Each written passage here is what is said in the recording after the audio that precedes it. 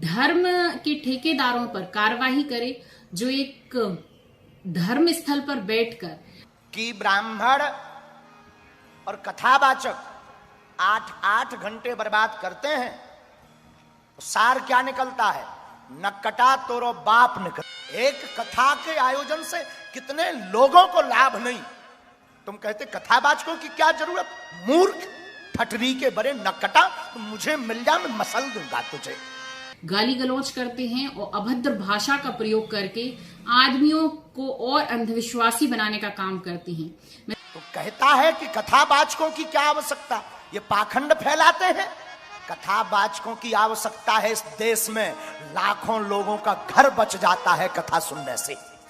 नशा छोड़ देते हैं कई लोग, मदरा पान करना छोड़ देते हैं कई लोग, भोजन करना छोड़ देते हैं। कभी बागेश्वर धाम का पता करना, बीना सागर मध्य प्रदेश और अनेक जिलों में जहां जहां कथा हुई वहां 50% लहसुन प्याज और मांस की बिक्री कम हो गई। मैं चाहती हूं कि धीरेन्द्र शास्त्री पर कार्रवाई हो। जिस तरीके से वो गलत भाषा का प्रयोग करती हैं और महिलाओं को, और हम तो समाज से कहेंगे, मध्य प्रदेश के लोगों से, I request all of person my dear, पूरे लोगों से प्रार्थना है कि ऐसे लोगों को समाज से बहिष्कृत करना चाहिए और जनता जनार्दन से निवेदन है कि ऐसे लोगों को मजा चखाना चाहिए।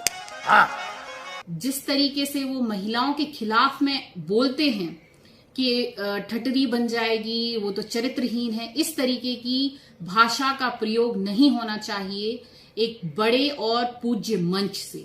हमें तो लग रहा कि ये सनातनी का डीएनए नहीं है,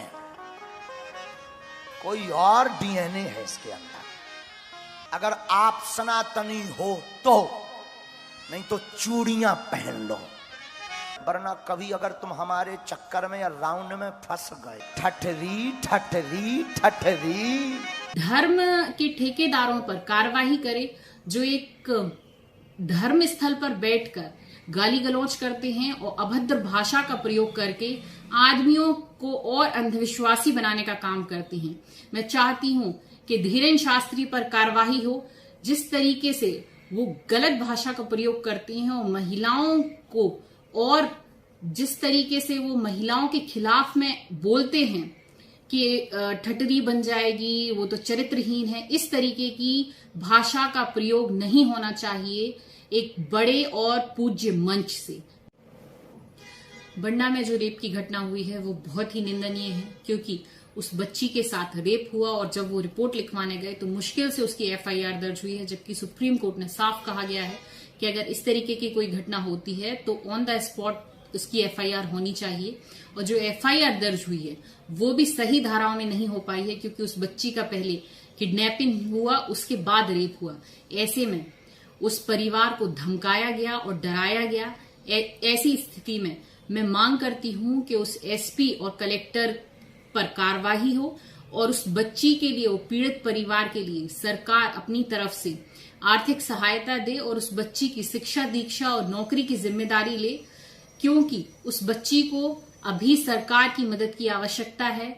ऐसे में बहुत आवश्यक है कि सरकार उन्हें आर्थिक सहायता दे, क्योंकि हमारे देश में ये नियम भी बना है, जो निर्भया फंड है वो इसी तरीके की घटनाओं के लिए बनाया हुआ था जो आज तक ऐसी बच्चियों तक नहीं पहुंच पाई है। तो ये सरकार की जिम्मेदारी है कि उन्हें सहायता प्रदान करे और ऐसे धर्म के ठेकेदारों पर कार्रवाई करे जो एक धर्म स्थल पर बैठकर गाली गलौज करते हैं और अभद्र भाषा का प्रयोग करके आदमियों को और अंधविश्वासी बनाने का काम करते हैं। मैं चाहती हूं कि धीरेन्द्र शास्त्री पर कार्रवाई हो। जिस तरीके से वो गलत भाषा का प्रयोग करती हैं और महिलाओं को, और जिस तरीके से वो महिलाओं के खिलाफ में बोलते हैं कि ठटरी बन जाएगी, वो तो चरित्रहीन है, इस तरीके की भाषा का प्रयोग नहीं होना चाहिए एक बड़े और पूज्य मंच से।